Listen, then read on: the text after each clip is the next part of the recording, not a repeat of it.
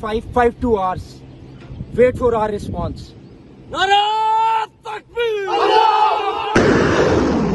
গেল কয়েকদিন ধরেই পাল্টাপাল্টি হামলায় জড়ায় ভারত পাকিস্তান। ভারতের হামলার প্রতিশোধের অংশ হিসেবে শনিবার অপারেশন বুনিয়ান মারসুস নামে অভিযান শুরু করে পাকিস্তান। ধ্বংস করা হয় ভারতের দূরপাল্লার ক্ষেপণাস্ত্র ব্রহ্মসের ঘাঁটি ও উদমপুর পাঠানকোট এয়ারবেসের অপারেশন সক্ষমতা। পাকিস্তানের হামলার জবাব দেয় ভারতও। দেশটির পররাষ্ট্র মন্ত্রণালয়ের ব্রিফিংয়ে দাবি করা হয়, পাকিস্তানের কয়েকটি সামরিক স্থাপনায় হামলা চালানো হয়েছে। আঘাত হানা হয় কয়েকটি বিমান ঘাঁটিতেও।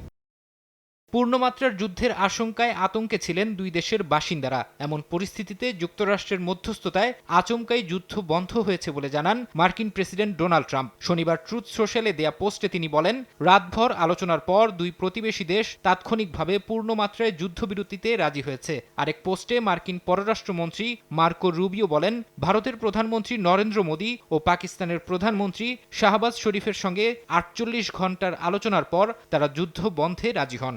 और 5 को जमीन बोझ किया। ট্রাম্পের পোস্টের পর যুদ্ধ বন্ধের বিষয়টি জানান পাকিস্তানের পররাষ্ট্রমন্ত্রী ইসহাকদার। সামাজিক মাধ্যমে এক পোস্টে বিষয়টি নিশ্চিত করেন তিনি। বলেন, পাকিস্তান সবসময় আঞ্চলিক শান্তি ও নিরাপত্তার বিষয়ে প্রতিশ্রুতবদ্ধ, তবে নিজ দেশের সার্বভৌমত্ব ও ভৌগোলিক অখণ্ডতা রক্ষায় কোনো ছাড় দেয়া হবে না।